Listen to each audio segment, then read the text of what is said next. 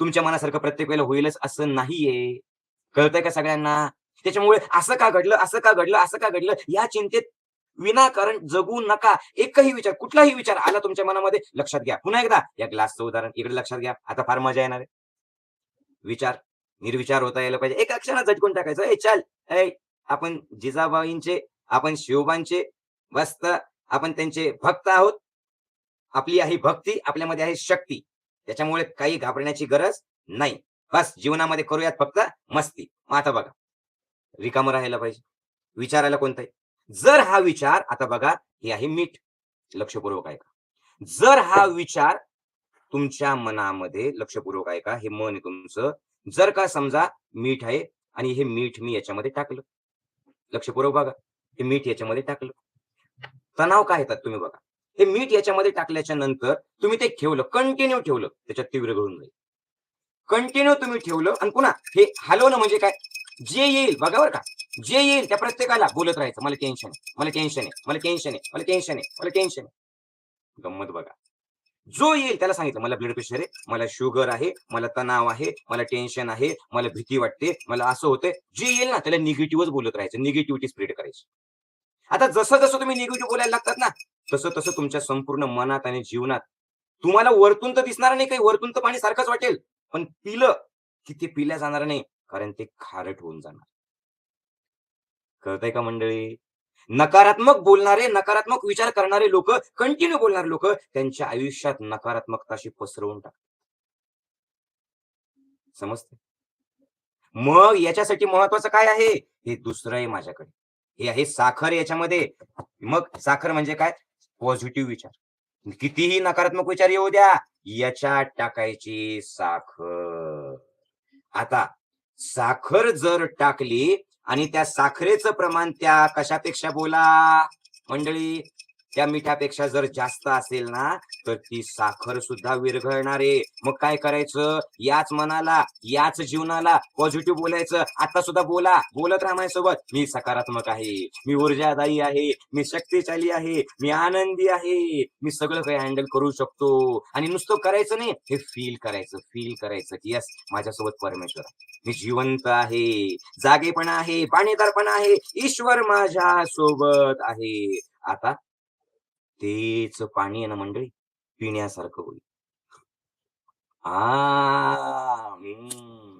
पण याच्यापेक्षा अजून एक महत्वाचं. आता हे नुसतंच पाणी.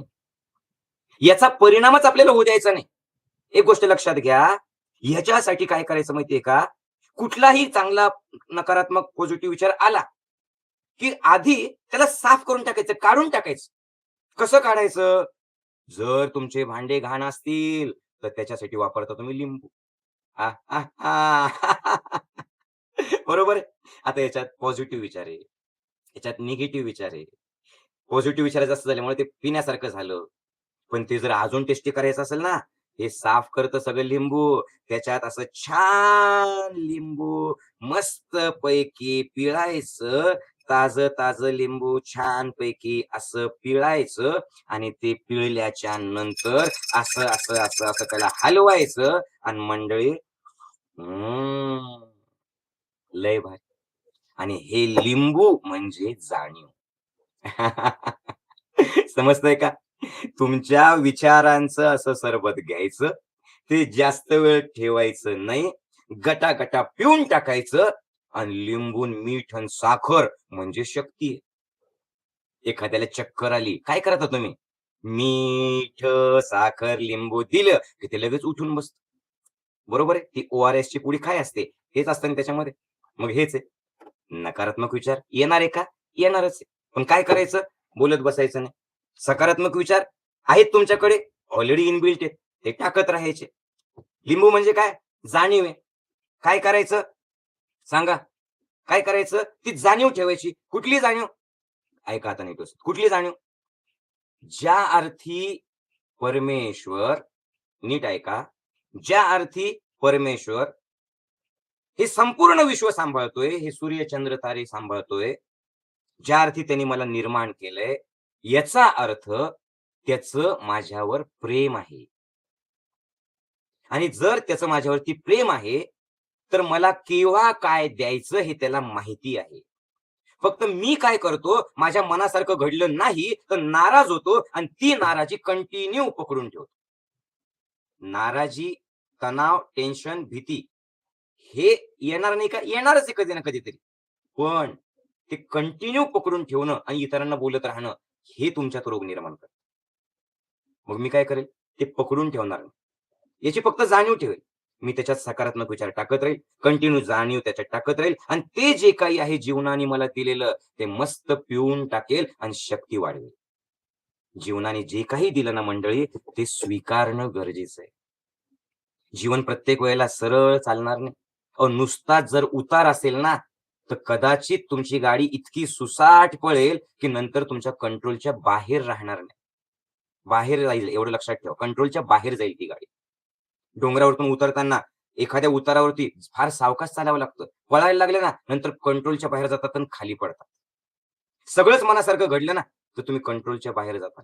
त्याला माहिती बॅलन्स कसं करायचं. दिवस आणि रात्र आहे, हे लक्षात ठेवा. त्याने बॅलन्स केलेलं आहे. प्रकाश आणि अंधार आहे. रात्र आणि दिवस जसा आहे, प्रकाश आणि अंधार जसा आहे, तसंच चांगलं आणि वाईट आहे, त्याने बॅलन्स केलं. तसं कधी मनासारखं घडेल, मनाच्या विरुद्ध घडेल, बॅलन्स करतो तो परमात्मा. पण तुम्ही काय करता? मनासारखं घडलं, छान. मनाच्या विरुद्ध घडलं, नाही. आपल्या जीवनातले अवघड प्रसंग हे आपली ताकद वाढवून आपल्याला मजबूत बनवण्यासाठी असतात. ते आपल्याला अनुभव देत असतात. त्याला पॉझिटिव्हली घ्या. त्याला सकारात्मकतेने घ्या. आणि जर एवढं करून सुद्धा टेन्शन आलं, तर काय करायचं? नंबर 1 सगळ्यात महत्वाचं.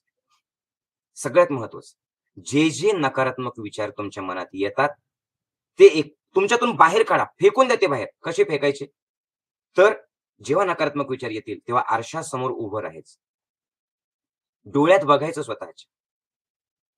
स्वतःतली शक्ती ओळखायची. खळखळून हसायचं. हसलात 2, 4, 5 मिनिटं, की आपोआप एक पॉझिटिव्हिटी येते. तुम्ही Googleवरती वाटल्यास सर्च करा. लाफ्टर इज बेस्ट मेडिसिन टाका. लाफ्टरचा काय फायदा होतो टाका. मेंदूत 4 हॅपी हार्मोन्स निर्माण होतात. शरीर हलकं होतं आणि तणाव निघून जातो. नंबर 2 दुसरा काय उपाय आहे त्याचा? एका कागदावरती नकारात्मक विचार लिहा. त्या कागदाला ते वाचा मोठ्याने. पुन्हा स्वतःची जाणीव करून घ्या. जागेपणा, जिवंतपणा लक्षात ठेवा. हे सगळं ठेवा मनात आणि हे सगळं करून तो कागद जाळून टाका, फाडून फेकून द्या आणि फ्री व्हा. जिथे विश्वास आहे, श्रद्धा आहे तुमची, जा त्या परमेश्वराजवळ. साष्टांग दंडवत घाला. बस तू माझ्या सोबत आहे परमेश्वरा. मी लढण्यासाठी पुन्हा तयार आहे. बस तू साथ दे. प्रयत्न मी करेल, साथ तू दे, असं म्हणायचं आणि कार्य करायला लागायचं. तिसरा उपाय, कधीच, कधीच लक्षपूर्वक इतरांना सारखं निगेटिव्ह सांगत राहायचं नाही. ते तुमच्याबद्दल सुद्धा निगेटिव्ह विचार करतात आणि विचार म्हणजे एक कंपन आहे. तुमच्याकडे ते नकारात्मक कंपनच पाठवतात. नंबर 4 कधीच रिकामं बसायचं नाही. स्वतःला व्यस्त ठेवायचं, स्वतःला बिझी ठेवायचं. तुम्ही जर माझ्याकडे आर्थिक टंचाई आहे, पैसेच नाही. आता काय करू? एक गोष्ट लक्षात घ्या. परिस्थितीच अशी आहे, हे समजून घ्या. परिस्थितीच अशी आहे, की आता तुमचं चांगलं होत नाही असं तुम्हाला वाटतंय आणि तुम्ही पैसे गेलेले. पण तुम्ही चिंता करून ते येणार नाही ना. आजची परिस्थिती अशी आहे, की तुम्हाला मजबूत व्हावं लागणार. तुम्हाला स्वतःला स्ट्रॉंग व्हावं लागणार आहे. आणि नुसतंच हातपाय गाळून आणि इतरांकडून उसने पैसे घेऊन आणि अजून कर्ज घेऊन तुमचं चांगलं नाही होऊ शकत म्हणून. आणि याच्यासाठी आहे ना आपल्या गरजा कमी करायच्या, आर्थिक टंचाई असेल तर काटकसर करायची आणि प्रयत्न करत राहा.